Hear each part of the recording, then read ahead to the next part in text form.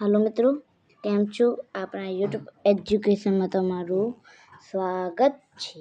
ભલે તો આજે આપણે ભણીશું. તો આપણે જરા મુદ્દો લઈ લઈએ.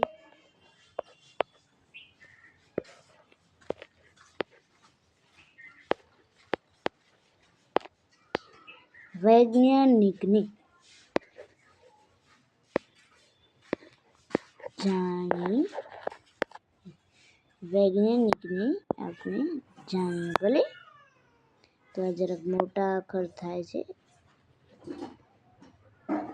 ભલે વૈજ્ઞાનિકને જાણીએ. પતલી લઈ લઈએ ને કલર લઈ લઈએ બ્લુ રેડ. ભલે તો જે વૈજ્ઞાનિક હતા તેમનું નામ છે સાલિમ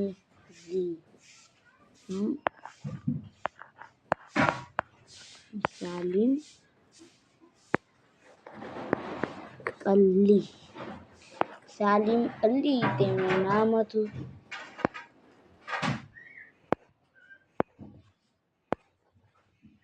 1896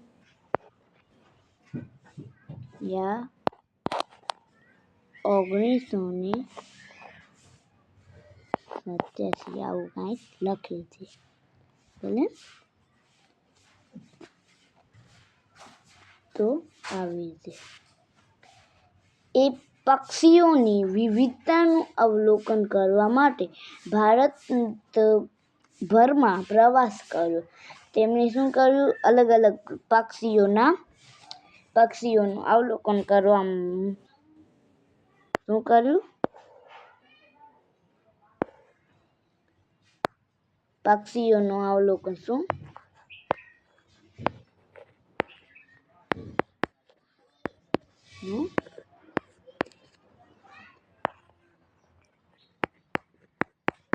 અવલોકન કર્યું. શું કર્યું? અવલોકન. તેમણે બધા પક્ષીઓની યાદી તૈયાર કરી અને તેમના મુસાફરીના માર્ગો અને નિવાસસ્થાનોનું દસ્તાવેજીકરણ કર્યું. તેમણે પક્ષીઓની વિશાળ વિવિધતાવાળા વિસ્તારોની નોંધ કરી અને તે વિસ્તારોના સંરક્ષણ માટે પગલાં લીધા. રાજસ્થાનના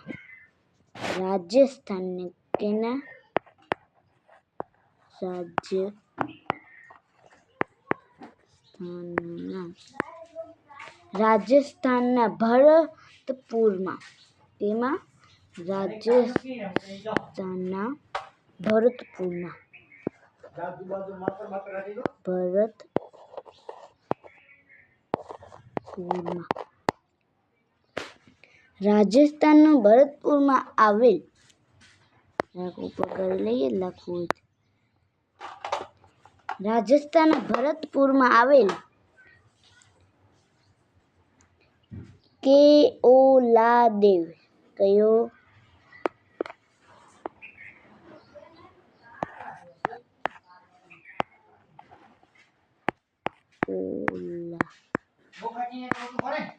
આપણે આને હાઈલાઇટ કરીએ.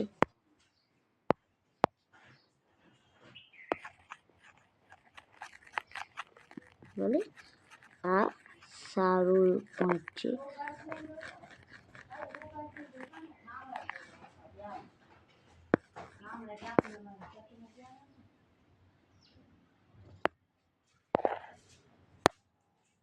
હવે આપણે પેન લઈ લઈએ. લખીએ.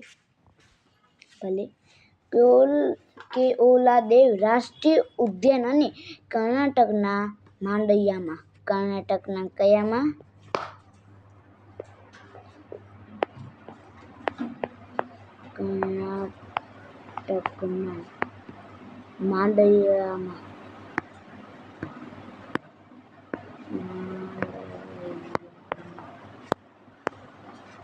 આવેલ રઘનાથીટ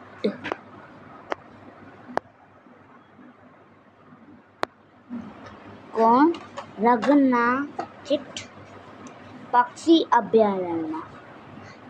પક્ષી અભયારણ્યનું નામ શું છે? તો આપણે લખીએ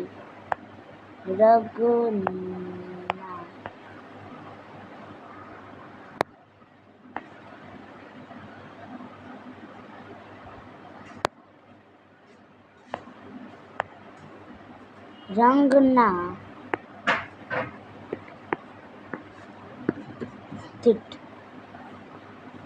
પક્ષી અભયારણ્ય. તેનું અભયારણ્ય હતું તો પક્ષીનું અભયારણ્ય હતું. તેમણે સાચવેલા સંરક્ષિત વિસ્તારોના ઉદાહરણો છે. તેમણે ભારતની ઉપખંડના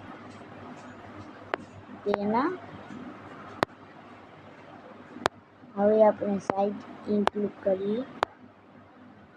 બ્લુ કલર લઈએ. ઉપખંડ શું?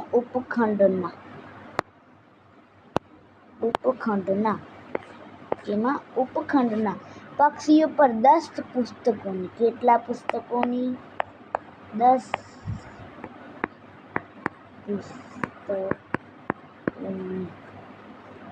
પુસ્તકોની એક સીમાચિહ્નરૂપ શું? સીમાચિહ્નરૂપ શું આવે? સીમાચિહ્નરૂપ. આપણે આમાં સીમાચિહ્નરૂપ જોઈએ. સીમાચિહ્નરૂપ ભલે પુસ્તક શ્રેણી લખી. તેમને ભારતના પક્ષી પુરુષ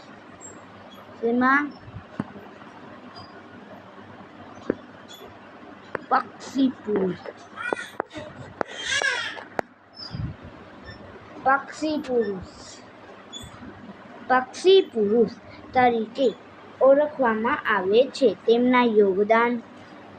તેમને ભારતના પક્ષી પુરુષ તરીકે ઓળખવામાં આવે છે. તેમના યોગદાન બદલ તેમને 1976માં તેમને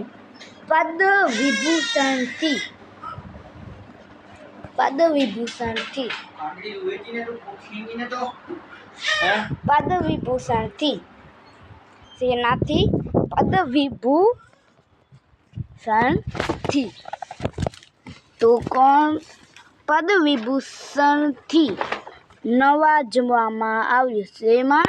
પદ્મવિભૂષણથી લખીને જોઈએ.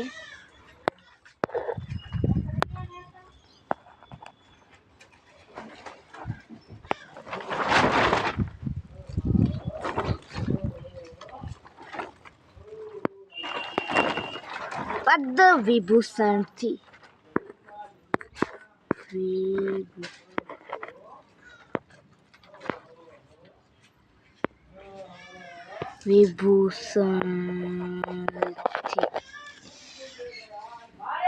નવાજવામાં આવ્યું હતું. ભલે તો આપણું જે આ છે વૈજ્ઞાનિકને જાણીએ. અહીંયા પૂરું થાય છે. તો આપણો વિડીયો સારો લાગ્યો તો તમે શું કરવાનું? લાઈક, શેર, બીજું subscribe. Tata, bye bye, C you.